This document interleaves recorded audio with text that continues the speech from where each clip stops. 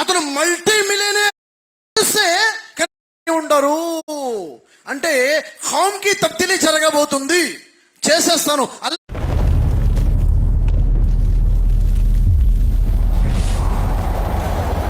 మనలో మార్పు రాకపోతే ఏం జరగబోతుంది అంటే అల్లా చెప్తున్నాడు, మిమ్మల్ని కఠినంగా శిక్షిస్తాడు, మిమ్మల్ని తప్పిస్తాడు, మీ స్థానంలో వేరే జాతిని తీసుకొస్తాడు, వారు మీలాంటి వారయ్యి ఉండరు అంటే ఖౌమ్ కి తబ్దీలీ జరగబోతుంది, చేసేస్తాను. అల్లాకి మీ అవసరం లేదు, మన అవసరం లేదు అని చెప్తున్నాడు.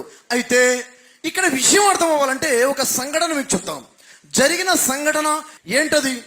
మన పొరుగు దేశమైన బర్మాలో జరిగిందేంటి అది తెలిస్తే కానీ విషయం క్లారిటీ రాదు.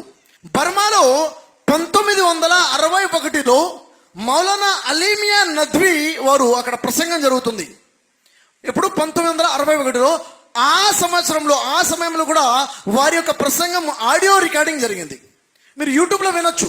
యూట్యూబ్లో ఇప్పుడు కూడాను వారి యొక్క ఆడియో అందుబాటులో ఉంది. మౌలానా అలీమియా నద్వీ 1961లో ప్రసంగించారు. ఎక్కడ? బర్మాలో. అసలు వారు ఏం చెప్పారు, తర్వాత ఏం జరిగిందో ఒకసారి నెమరు వేసుకునే ప్రయత్నం చేద్దాం. వారు ఏం చెప్పారంటే 1961లో, ఓ బర్మా ముస్లింలారా, అల్లా యొక్క శిక్ష బర్మా నలువైపుల నుంచి నాకు కనిపిస్తుంది. నేను చూస్తున్నాను అల్లా శిక్షని. అల్లా శిక్ష చాలా దగ్గరగా వచ్చేసింది. ఓ బర్మా ముస్లింలారా, మేల్కోండి. మీకు తెలిసిన సత్యాన్ని ప్రజలకు తెలియచేయడం మొదలు పెట్టండి. మీరు ప్రజలకి దేవుని గురించి చెప్పండి, ధర్మం గురించి చెప్పండి. నా చేతిలో గనక అధికారం గనక ఉంటే నేను మీ ఫ్యాక్టరీస్కి లాక్ చేసేసేవాడిని, మీ పనులు వద్దని చెప్పేవాడిని, రోజుకి ఒక్క పూట ఒక్క రొట్టె తిని జీవితం గడపండి, కానీ దావత్ పని చేయండి అని చెప్పేవాడిని మీకు. మీరు ఇప్పటికైనా సమయం ముంచిపోయింది ఏమీ లేదు. ప్రతి ఊరు వెళ్ళండి, ప్రతి గల్లీ వెళ్ళండి, ప్రతి ఇంటికి వెళ్ళండి, ప్రతి వ్యక్తిని కలవండి, దేవుని గురించి చెప్పండి, ధర్మం గురించి చెప్పండి, ధర్మ ప్రచారం చేయండి.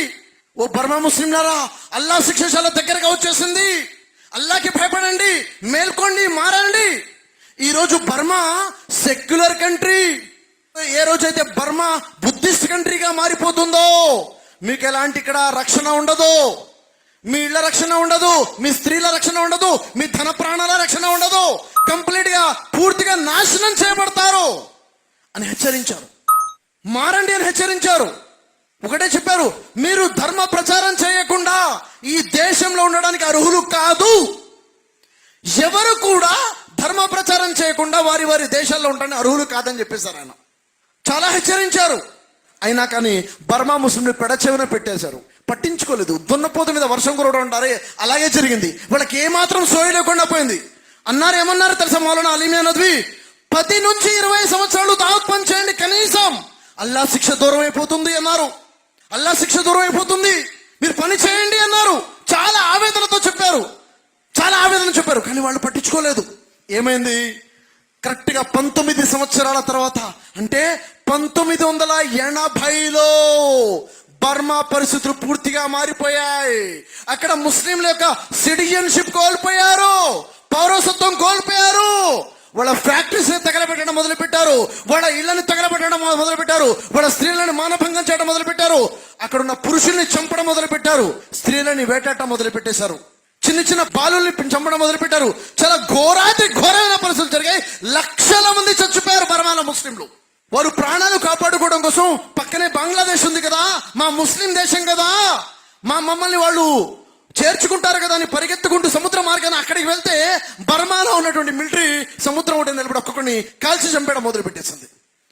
మీరు రావద్దు, పొండి సముద్రంలో పడి చావండి అని చెప్పేసి. ఏ ముస్లిం దేశం గుంతెత్తలేదు, ఎవరు మాట్లాడలేదు.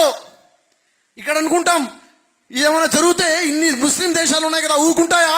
ఎవడు ఏం చేయలేడు. శిక్ష అల్లా వైపు నుంచి వస్తే ఎవడు ఏం చేయలేడు. అల్లా పట్టు నుంచి ఎవడు కాపాడలేడు. దాదాపుగా 9 లక్షల మంది ముస్లింలు భారతదేశంలో కూడా వచ్చారు ప్రాణాలు కాపాడుకుందామని.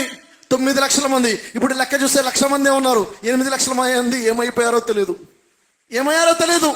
కాశ్మీర్లో కొంతమంది ఉన్నారు, హైదరాబాద్లో కొన్ని ప్రాంతాల్లో ఉన్నారు. అలాంటి వాళ్ళలో కలిసి మాట్లాడితే దాంట్లో ఒక వ్యక్తి పరిస్థితి నేను మీకు చెప్తాను చూడండి.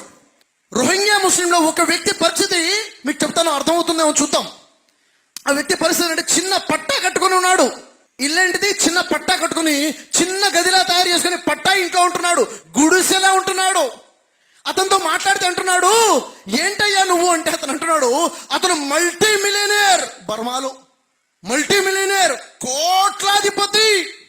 అతని దగ్గర 100కు పైగా ఎంప్లాయీస్ ఉండేవారు, రకరకాల బ్రాండ్స్ కార్లు ఉండేవి, చాలా గొప్ప స్థితిలో ఉండేవాడు.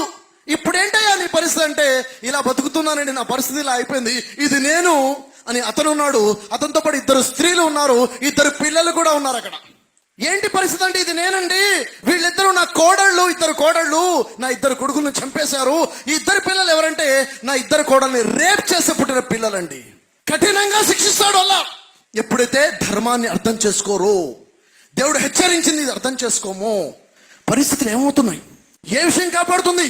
ఎవ్వరూ కాపాడు. అల్లా శిక్షించడానికి వస్తాయి. ఈరోజు పూర్తి ముస్లిం సమాజం మీద అల్లా శాపం ఉంది. ఎవరైతే దావ పని చేయట్లేదో అల్లా సహించుకుంటున్నాడు. అందుకే ప్రపంచ పరిస్థితులు మారిపోతున్నాయి. అల్లాదే అంటున్నాడు, మీరు ఇప్పటికైనా మారకపోతే కఠినంగా శిక్షిస్తా అంటున్నాడు. వ్యథాభరితమైన శిక్ష ఉంటుంది. మిమ్మల్ని, మీ అవసరం అల్లాకి లేదు, మిమ్మల్ని తప్పిస్తాడు, కొత్త జాతిని తీసుకొస్తాడు అంటున్నాడు. దీన్ని అంటారు ఖామ్ కి తబ్దీలి. ఏమంటారు దీన్ని? ఖామ్ కి తబ్దీలి అంటారు.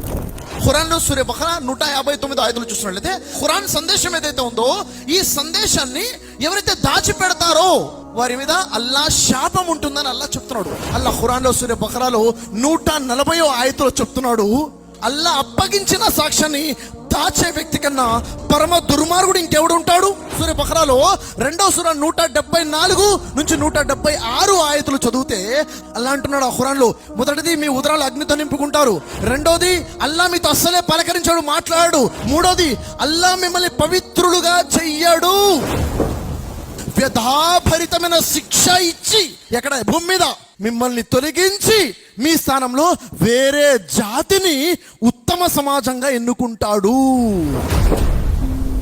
ఈ శిక్ష నుంచి రక్షించుకోవాలంటే ఏం చేయాలంటే అల్లాహ్ ఖురాన్లో చెప్తున్నాడు. సూరే బఖరాలో 160వ ఆయతులో, ఇల్లల్లజీన తాబు, మీరు తౌబా చేసుకోండి, వాస్లా